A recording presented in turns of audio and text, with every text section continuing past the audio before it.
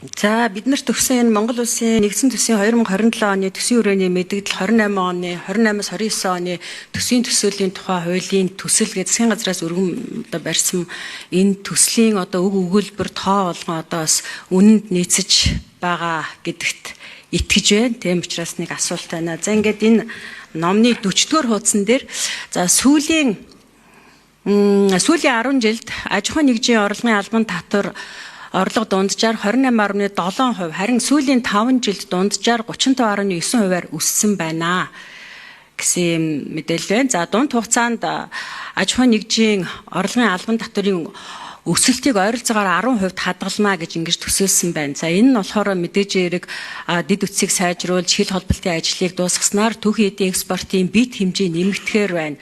За түүнчлэн нүүрсний баяжуулах хөлбөрийн нөлөөгөөр нийт нүүрсний экспорт эзлэх баяжуулах когч нүүрсний хувь хэмжээ өснө гэсэн байна. За энэ дээр мөн оюут толгоон экспортлж байгаа зэсийн баяжмал дах цэвэр зэсийн агуулга нэмэгдснээр аж ахуйн нэгжийн орлогын албан татварын орлогод эерэг нөлөө үзүүлэхээр байна гэсэн юм өгүүлбэр байгаа байхгүй. Тэгээд эндээс үүдээд энэ оюут толгой хизэнээс эхлээд аж ахуйн нэгжийн орлогын албан татварыг төлдөг болчихсон юм бэ.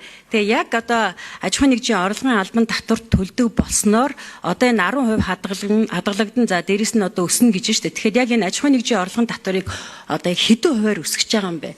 Хизэнээс эхэлж яг энэ аж ахуйн нэгжийн орлогын албан татварыг төлдөг болцсон юм бэ? Энийг би сангийн яамнаас асууж байна. За хоёр дахь асуулт нь сая алтан гэрэл гишүүнтэй бол би санал нэг байна. Энэ гадаа жагсаад байгаа ахмадуудтай бид нар бол эмэгтэй гишүүд ер нь нэг нэгээрээ л гарч уулзсан. За би бол уулзаад нэлээд олон ахмадуудтай их танил болсон. Хоёр ахмадын гэрээр нь очсон. За үнэхээр энэ хүмүүс бол сэтгэл зүрхээр ингээд бүтэн жил жагсчлаа л да. Тэгээд гэрт нь очиод ингээд нэг аяга цайны сүү бариад ингээд очиод бол үнэхээр бас амьдрал бол маш хүнд ахмадууд бас энэ гадаа зогсоод байна. Ахмадуудын чинь бараг 90% нь энэ 700 мянган төгрөгийн тэтгэвэр тэтгэмж авч байгаа шүү дээ. Тэгэхээр энийг нэг шинэ реформ хийхгүй мөн тэтгэврийнхаа энэ бодолтон дээр засгийн газраас энэ баялагын сангийн хуульд нэмэлт өөрчлөлт оруулах уу? Бид нар өнөөдөр ингээд энэ газрын доорх баялаг ард түмний өмч хөрөнгө мөн энэ ард түм адилхан энийг эдэлж хэрэглэх эрхтэй гिचээд энэ ахмадуудтай бид нар үнэхээр бас энэ баялагын хуваарлтыг бол хуваарлж чадахгүй байна шүү дээ. Тэгэхээр энэ баялагын сангийн хуульд өөрчлөлт оруулаад бид нар тэр ирээдүйн өв санд цугларч байгаа энэ их уулуурхаас орж ирсэн ашгийг бид нар нэг гадаадын банкнд 3-5% хүүтэй ингээд 30 жилээр төгжээд ингээд байх юм уу? Эсвэл энэ өнөөдрийн нөхцөл байдал тохируулж энэ хуулиндөө өөрчлөлт оруулах юм. Засгийн газар энэ дээр ямар бодолтой байд юм бэ? Баялагын сангийн тухай хуулийг шинжилэн найруулахаар ажлаас гарсан хэрэглэх газрын сайд Б2 ахлаад явж байгаа энэ хаврын чулуундаа багтаж өргөн барихаар ингээд засгийн газраас өгсөн ажиллаж байгаа. За тэр ерөнхий эдийн засгийн өсөлт эх онуудын төсөөлөл ер нь нэлээл статистик, Монгол банк, төсвийн доктортой байдлын зөвлөл, гол томоохон экспортлогч, импортлогч нар татвар төлөгч, Монгол улс хийж байгаа гадаад дотоодын хөрөнгө оруулалт маш олон үзүүлэлтийг аваад энэ ерөнхий төсөөл гарч байгаа. Сүүлийн 4 жилийн байлархад энэ таамаглалс эдийн засгийн өсөлт, инфляц ер нь бодлогууд энэ төсөөллүүд ер нь яг байндаа тусаад ер нь тун ойрхон гараад байгаа. Тэгэхээр манай ер нь төсөөлөл тооцоол хийх боломж чадах бол яг л олон улсын арга стандартчлалын дагуу тэгээ нийцэлтэй гарч байгаа.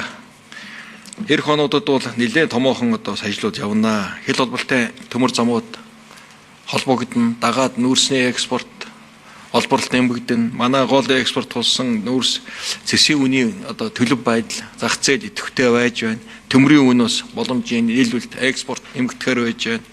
За тэгээд боловсруулах үйлдвэрүүд ганц эсийн боловсруулах үйлдвэрүүдийн үйлдвэрлэлийг дэмжих томоохон бодлогын ажлууд эхлэх нь байна. Хүнсний хувьсгал, атар, цагаан алт хөтөлбөрүүд үргэлжлэнэ. Эний нөлөө цааш хадгалагдана. Энийг улам дэмжиж Евразийн орнуудтай чөлөө худалдааны хэлцээр гадаа зах зээлийг идэвхжүүлэх ажлууд явагдана.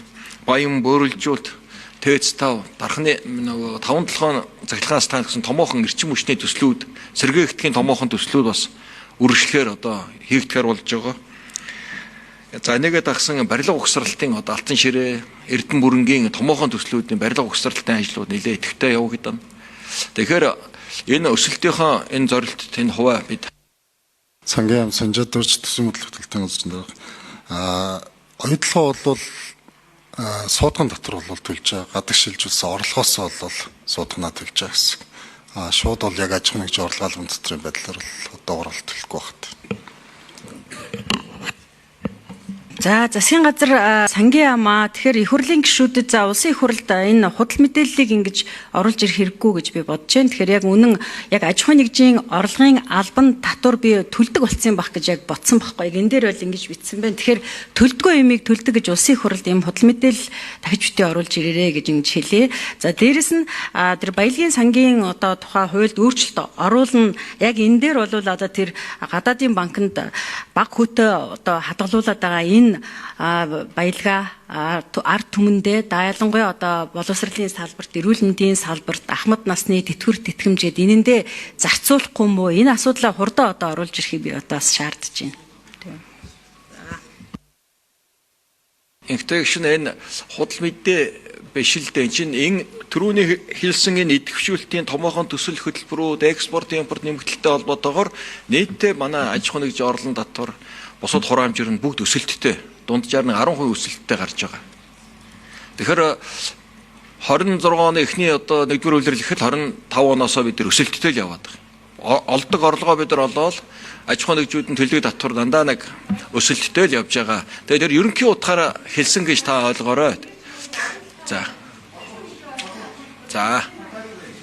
За энэ хоёр сайдаа тэрийг ойлгоод байна. Ингээд ямар ч гэсэн ерөнхий дүнгээрээ бол нэмэгдээд байна 10% хадгална гэдэг ингээд бичээд байна шүү дээ. Яг энэ дээр чинь болохоор оюу толгоогоос одоо олборлж байгаа энэ одоо зэсийн баяжмал юу гэдгийг те энэ бүх агуулгаараа энэ аж ахуйн нэгжийн орлогын албан татварт оюу толгойн одоо аж ахуйн нэгжийн орлогын албан татвар төлснөөрөө нэмэгдээд байна гэдээ ингээд бичсэн байгаа байхгүй. Тэгэхээр эндээс чи их хурлын гишүүд улсын их хурлын чинь оюу толгойд өөрчлөлт орсон юм байна. Аж ахуйн нэгжийн орлогын албан татвар төлдөг болсон юм байна гэсэн ийм ойлголтыг өгөөд нь шүү дээ энэ бичгэн дээр чинь. Тэгэхээр энийгээ одоо битгий ингэж худлаа бичиж орж иржээ л гэж хэлээд нь шүү дээ. Улсын их хурлд бол ингэж худлаа мэдээлэл өгөх одоо тийм ирэх байхгүй ш та бүхэнд. Яг оюутлогоо та тухайн оюутлогоогоо яриад байна. Гэтэл оюутлогоогоо дагсан олон их нийтийн бүтээн байгуул, худалдан авал, туслан гүйцэтгэх томоохон энэ аж ахуйн нэгжийн орлон татвар төлж байгаа үйл явдал байгаа шүү дээ. Тэгэхээр тэрийгээ дагаад эн чинь улам л одоо уурхайн үйл ажиллагаа, гүний олборлолт, экспорт нэмэгдэн тэрийгээ дагаа тээвэр, мэвэр, олборлолт эсэлгээ үйлчлэгээгээд хоол унднаас ахуулаад энэ нөлөөлөл яг энэ ороод байгаа байхгүй юу? Тэгэхээр та битгий яг зөвхөн оюутлогоо гэж авч үзээ. Бусад үйлчлэгэнд чинь дагсан одоо зүйлүүд бас байгаа юм шүү. Тэгээ ойлгоо энийг нэг мушгаад ус төржүүлэх юм биш шүү дээ. За.